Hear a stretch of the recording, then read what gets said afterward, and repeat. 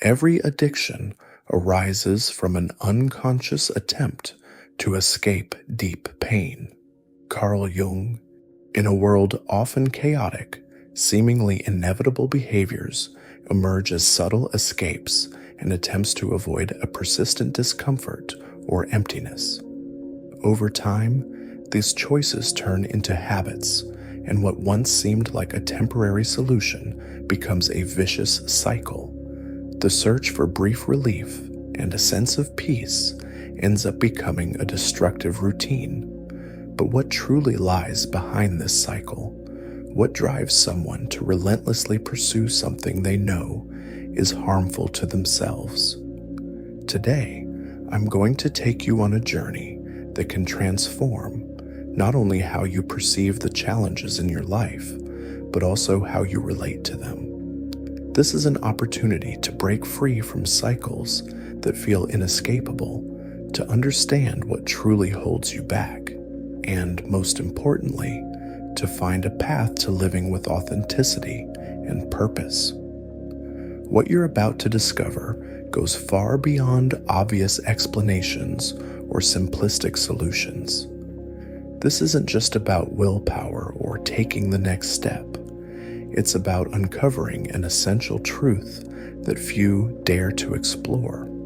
The deep roots of the behaviors that keep us trapped, the emotional voids we attempt to fill, and the silent struggles so many face in search of relief. Now, imagine having access to a key capable of unlocking a new understanding of yourself, allowing you to see the patterns that imprison you, and for the first time, recognize that they are not your identity, but an expression of something that can be transformed. Imagine living a life where every choice you make is not driven by pain or fear, but by a deep connection to who you truly are. Get ready, because what I'm about to share with you is not just an invitation to reflect, it's a call to action. When you grasp this truth, you'll see that addictions, compulsive habits, and destructive cycles that feel uncontrollable are, in reality, clues to a deeper understanding of your journey.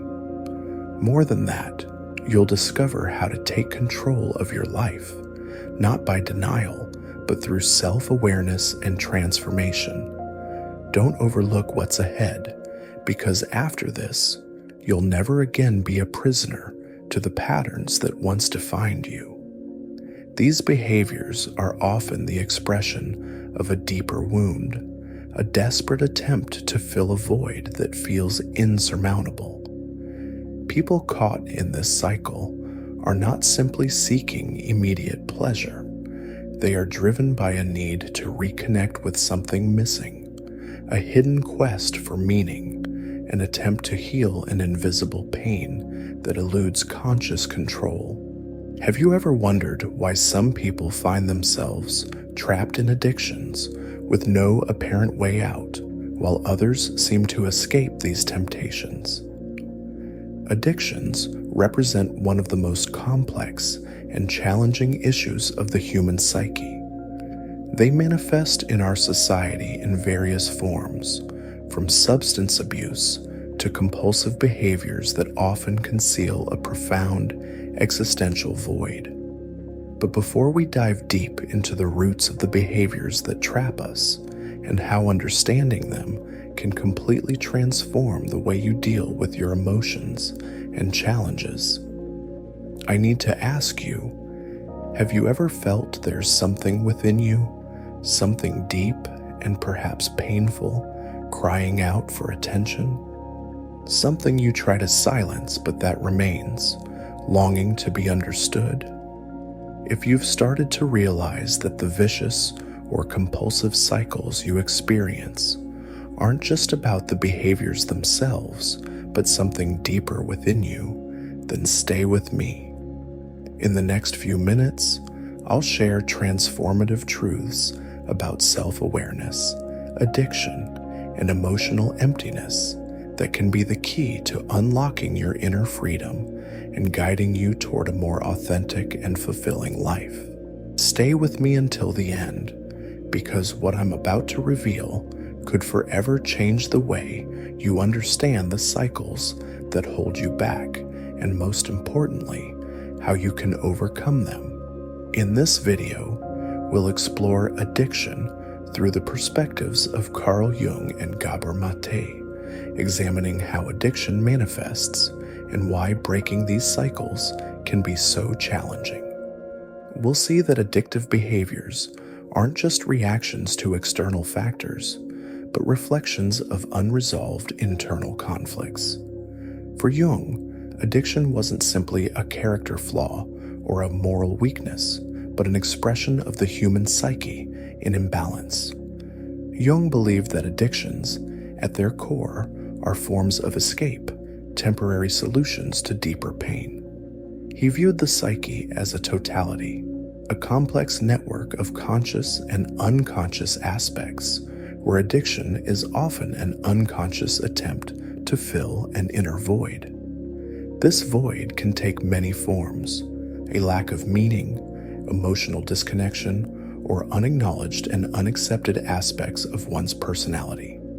Jung also argued that addictions could be seen as a way to escape reality during times of stress, anguish, or existential crisis. In these moments, individuals may turn to substances or compulsive behaviors as an attempt to flee life's pressures. However, this escape is never permanent, and returning to reality often becomes even harder, creating a vicious cycle where addiction doesn't solve the problem, but instead makes it worse. Gabor Maté, in his book In the Realm of Hungry Ghosts, discusses the concept of false needs.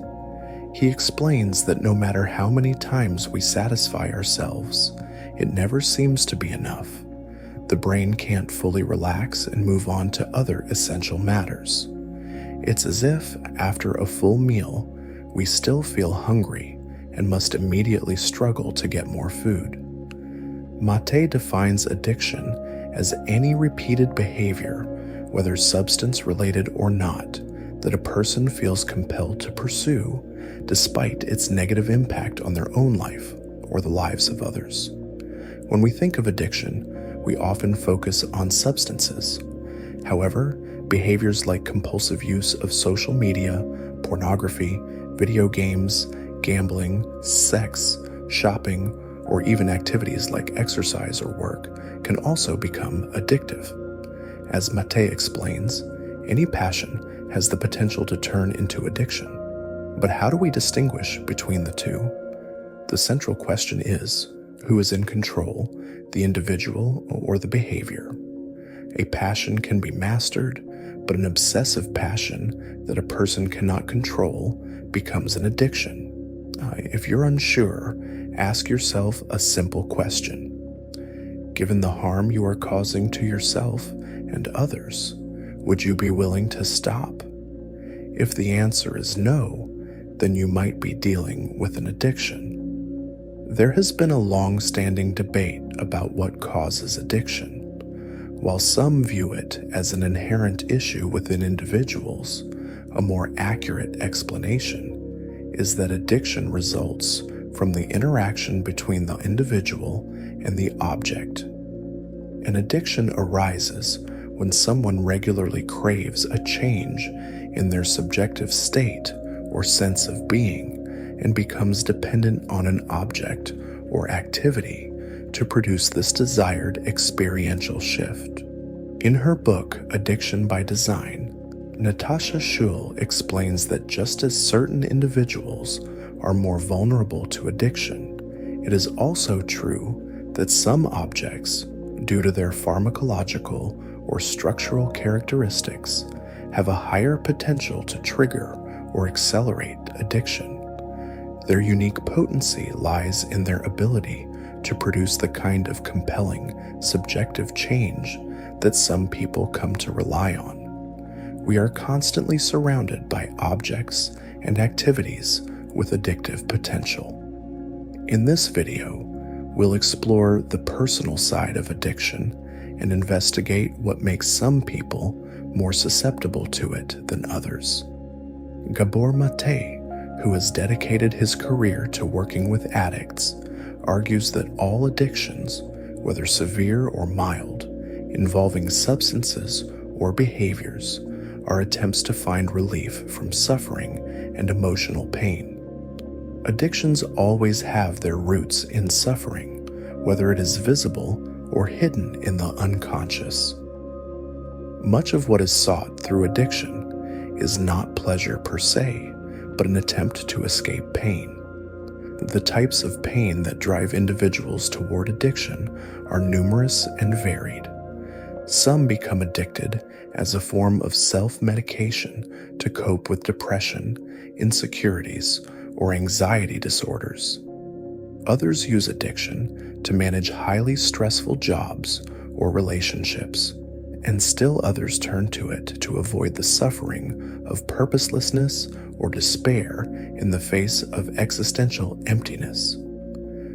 Gabor Maté recounts a conversation with a 47-year-old man who had been addicted to drugs since his teenage years.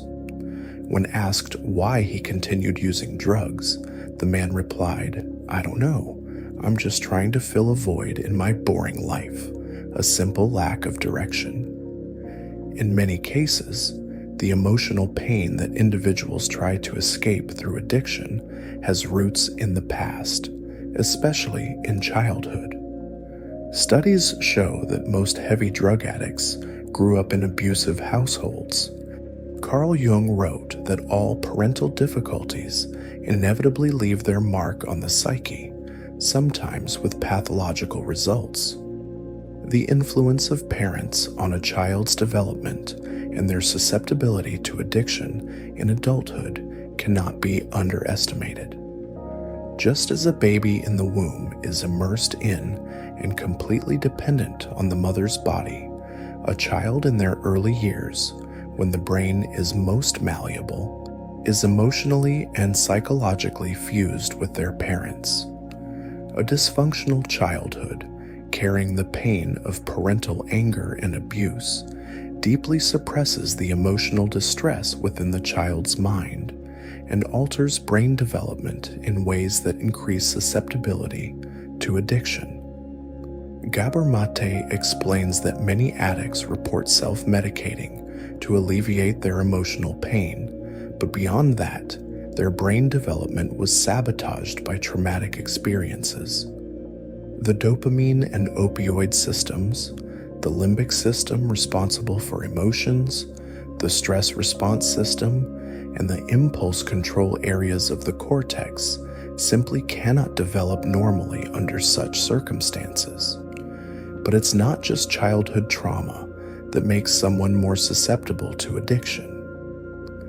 Children who grow up with emotionally cold or distant caregivers are also much more likely to turn to addiction in adulthood. Psychologist Alan Shore refers to this situation as emotional absence or proximal parental separation. The parent is physically present and meets the child's specific needs. However, due to stress, depression, or other internal struggles, the parent fails to nurture the child psychologically or emotionally. As Gabor Maté explains in The Realm of Hungry Ghosts, a child can also experience emotional distress when a parent is physically present but emotionally unavailable. Under normal circumstances, a child who perceives this emotional separation will attempt to reconnect with the parent. If the parent doesn't respond or responds inadequately, the child may develop maladaptive coping mechanisms, such as rocking back and forth or thumb-sucking for self-soothing, or may simply disconnect emotionally to escape the distress. Children who lack the attentive presence of their parents are at greater risk of seeking chemical satisfaction from external sources later in life. Yet even today, people who had nurturing childhoods are not completely immune to addiction. Much like during the fall of Rome, When masses turned to the pursuit of pleasures to alleviate the anguish brought on by a declining culture, many now resort to addictions as a form of self-medication against the hopelessness provoked by a bleak outlook on society's future. Furthermore, the necessity of conforming to the modern world, adopting consumption as a way of life, and compulsively using technology, social media, and entertainment as means to escape feelings of powerlessness and emptiness has created a perfect social storm that has fueled a crisis of addiction. Gabor Maté writes that a deficient sense of emptiness permeates our entire culture. Addicts are painfully more aware of this void than most people.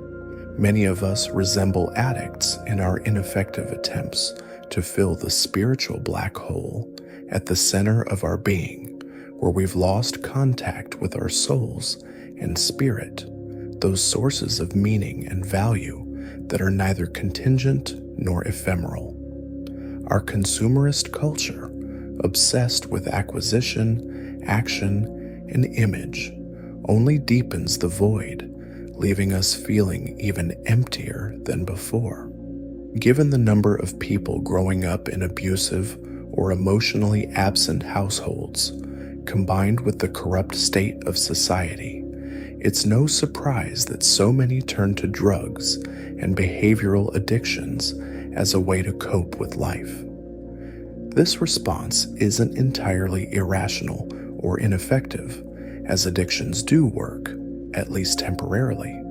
They serve as experimental attempts to escape emotional suffering and pain.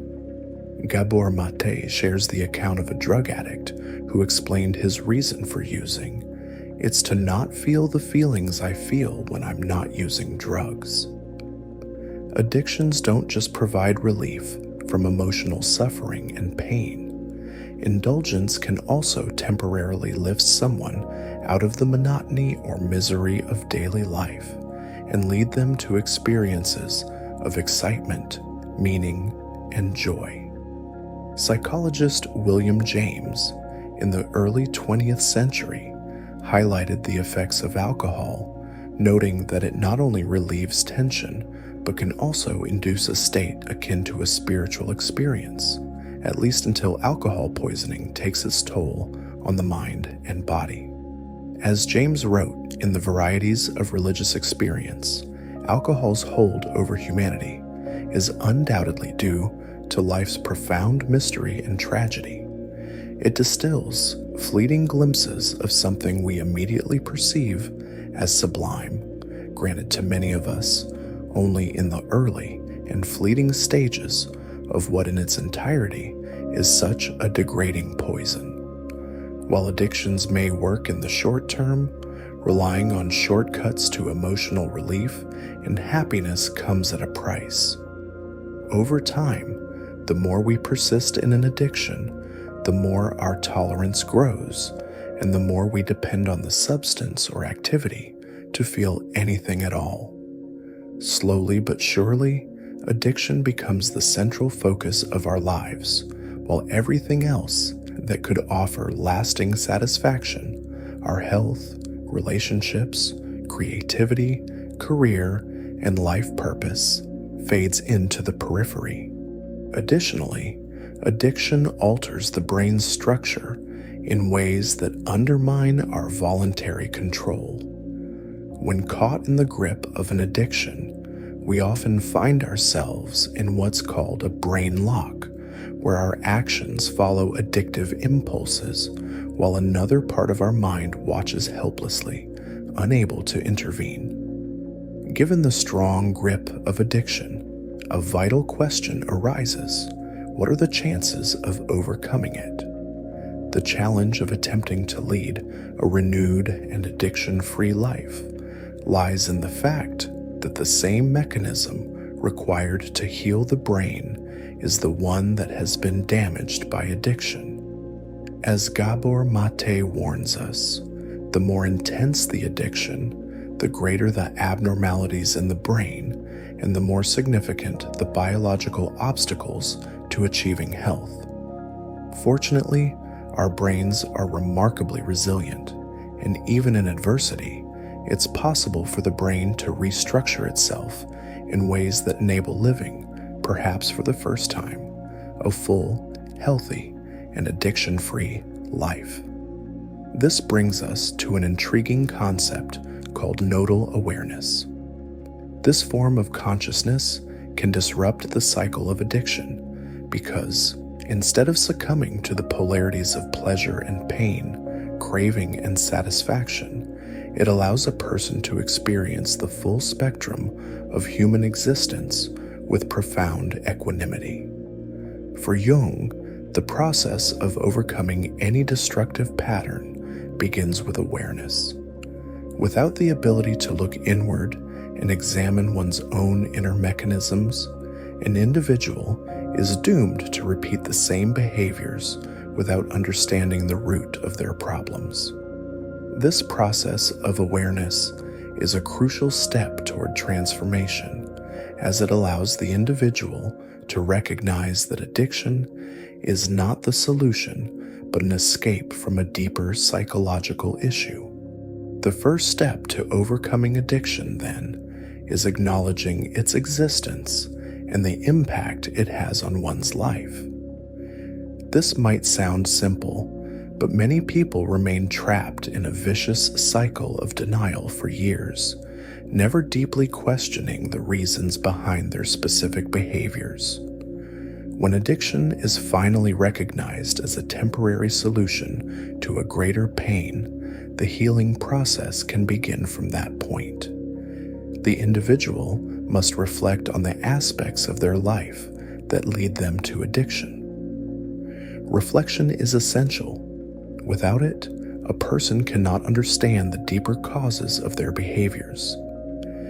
As Jung described, the human psyche is full of layers of complexities and symbols that often remain hidden until the individual is willing to look within. Addiction, according to Jung, is a symbolic manifestation of what lies hidden in the psyche, an unconscious attempt to cope with suffering and internal shadows. When a person begins to reflect on their addiction, they are, in essence, beginning the path of individuation. Individuation, a central concept in Jungian psychology, is the process of integrating all aspects of the psyche, both positive and negative, into a unified whole. This means confronting the shadow and repressed aspects without judgment, but with a willingness to learn what these aspects have to teach. This process of self-awareness and reflection can be painful, but is also the key to liberation. In the case of addiction, reflection helps individuals identify patterns of thought and emotion that sustain the addictive behavior. For instance, an alcoholic might realize that alcohol has become a way to cope with loneliness or a lack of purpose. In this case, the addiction isn't just about the substance, but about what it represents, a defense mechanism against emotional suffering. When someone can reflect on this, they can begin to seek healthier ways to deal with their emotions and superficial loneliness, replacing the relationship with addiction with more constructive behaviors. Almost every choice we make is an attempt to solve the problem of the self, and addiction is no different. It is simply a more extreme form of repetitive action, creating deep neurological pathways in the brain. Over time, these pathways become so entrenched that they feel almost inescapable. Both Jung and the concept of non-duality approach addiction in similar ways. Both suggest that the solution to addiction lies in transcending the separate self or the pain and contradictions of the ego. However, there is a difference. Jung seeks to resolve the problem of the self by working to integrate the different aspects of the psyche, something he referred to as the archetypes of the self. When this occurs, the self is no longer at war with itself, and the person experiences a sense of transcendent wholeness, initiating a spiritual awakening and a radical shift in consciousness. This shift in consciousness is so profound that it also changes addictive behavior patterns. The most common mistake people make when dealing with addiction is thinking it's merely a matter of willpower. In reality, addiction is the exact opposite. It reflects the recognition that the problem of addiction goes beyond a simple failure of personal resolve. This doesn't diminish individual responsibility, but highlights the need for a power beyond personal strength.